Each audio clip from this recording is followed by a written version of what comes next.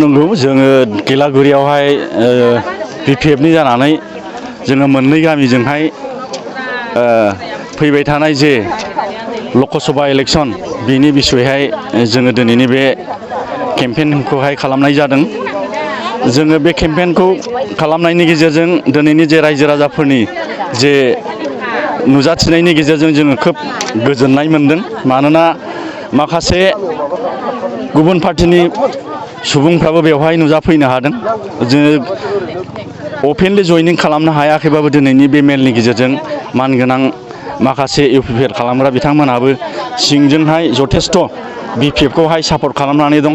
खारना जाहैबाय फैबाय थानाय जे बिटिसिनि इयुनखौ नायहरनानै दिनै बिटिसिनि गासैबो रायजो राजाफ्रा बेखौ सिन्था खालामनानै दिनै बेनि गासै थांखि आरो थागिदाखौ लानानै बे हाबाफारिखौ मावनोहाय गासैबो लाइमोनफ्रा आवगायबोदों। दा आं आसा खालामो दिनैनि मेलनि गेजेरजों आरो फैबाय थानाय जे 7 थारिखनि लकसभा इलेक्सन बेवहाय जोंनि बिपिएफ दोलोआनो जथेस्थ' 100% देरहानाया खाथां जाबाय।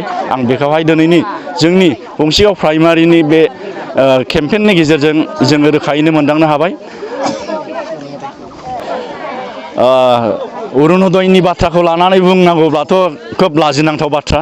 खारना जाहैबाय अरुनदयखौ जोङो बबे समाव मावनांगौ अफिसियेलि माखासे टाइम टेबोलफोर थायो। नाथाय बे टाइम टेबोल माखासे माबाखौ टाइम टेबोलखौ गारनानै दिनैहाय इलेक्सन कड अफ कन्डाक्ट गोग्लैनायावसो दिनै इउपिपिएलआ बै अरुनदय खामानि मावनाय बेखौहाय दिनै जागायदों। दिनै केम्पेइननि गेजेरजों बेखौ मावगासिनो दङ। नाथाय बे अरुनदय खामानि मावनाय अरुनदय होनो होननायाबो जुदि सैथो मारमोनब्ला आंहा बेवहाय बुंनांगौ जेबो गैयामोन। नाथाय बिथांमोना माखासे फर्म जे बिजेपिनि आरो इउपिपिएलनि फर्म मोनसेयाव ट्रेक्टर थानाय मोनसेयाव बिबार सावगारि थानाय बे फर्मखौसो रायजो राजाफोरनो माबादों राननानै होदों। दिनैहाय बे फर्मा मा फिल खालामदों बे फर्मा जाहैबाय जयनिंनि। दिनै बिथांमोना बे अरुनदयखौ होनो होननानै माखासे आननन मानसिफोरखौ लिंलांनानै बे खामानिखौ मावगासिनो दङ। नाथाय बियो अरुनदय फर्म नङा।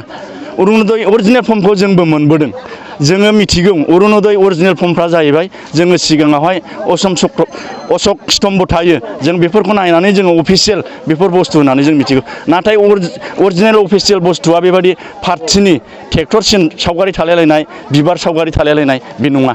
बेखायनो आङो दिनैनि बे चेनेलनि गेजेरजों रायजो राजाफोरनो मिथिहरदों। दिनैहाय जोङो नंगौ हावरिया मावरिया मानसिफ्रा बेबायदि मोननोखौ बयबो हास्थायो लुबैयो। बेनिखायनो जों गोरिब गुन्द्राफोरखौ बेबायदि नंखाय बाथ्रा बुंनानै थगायनानै बेबायदि फुस्लायनानै दिनै थगायनो नाङा। दिनै इलेक्सन कड अफ कन्डाक्ट जानाय समावसो दिनै बेखौ मावनो इउपिपिएलआ बे माबाखौ टाइमखौ मोनदों।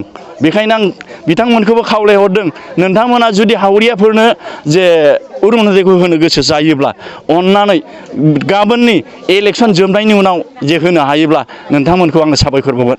नाथाय नोंथांमोना मिथिगौ अरुनदय होनांगौब्ला मोनसे अरुनदयखौ होनांगौब्ला जोंहा स्टेटआवहाय बाजेट जानांगौ। एसेमब्लियाव बियो बाजेट जाग्रोनांगौ।